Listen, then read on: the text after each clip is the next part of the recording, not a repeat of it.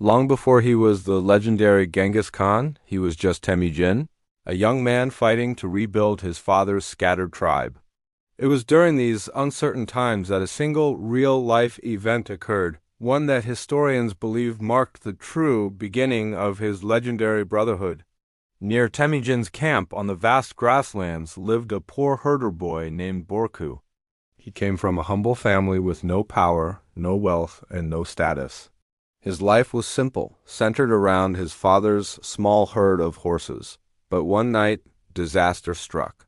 Thieves, the constant menace of the steppes, attacked Boorchu and drove away every last horse. On the plains, losing your horses meant losing everything: your wealth, your transport, your means of survival, and your honor. Left with nothing, Boorchu made a daring decision. The next morning, he walked to Temujin's camp. Now, in those days, powerful leaders rarely gave the time of day to a poor, low-born boy. But Temujin was different. He agreed to meet him. Boorchu bowed low and spoke with desperation. "Temujin, son of Yasuge, thieves have taken my master's horses. I beg your help." Temujin was deeply impressed. He saw not a poor boy, but a young man with immense courage. Instead of dismissing him, Temujin declared, "A leader who ignores the weak cannot unite the strong. Come, we will recover what was stolen." This single sentence reveals the core of Temujin's character.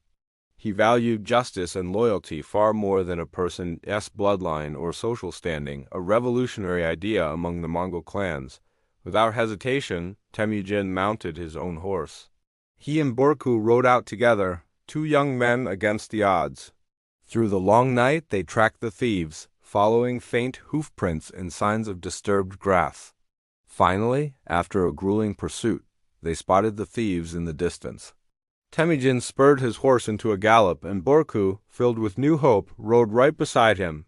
Together, they confronted the thieves and fought fiercely to reclaim every single stolen horse. That shared struggle forged an unbreakable, lifelong bond. As they led the horses home, Temujin turned to Boorchu and said, "You stood for what is yours. Ride with me, Boorchu." A brave heart needs a just leader. From that day forward, Boorchu never left Temujin's side. The poor herder boy rose to become one of Temujin's most trusted companions, and eventually one of his elite generals known as the Four Steeds. He was instrumental in helping unite the Mongol tribes and build an empire.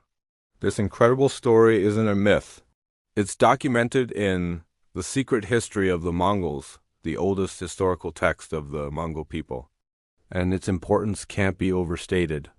It shows us the real Temujin, a leader who protected the weak and championed fairness. It reveals how he built alliances not on noble birth, but on merit and trust.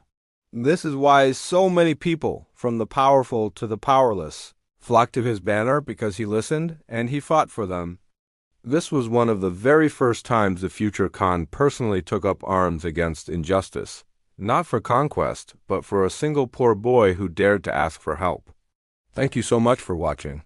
If you enjoyed this piece of history, please hit that like button and subscribe for more stories you might not have heard before.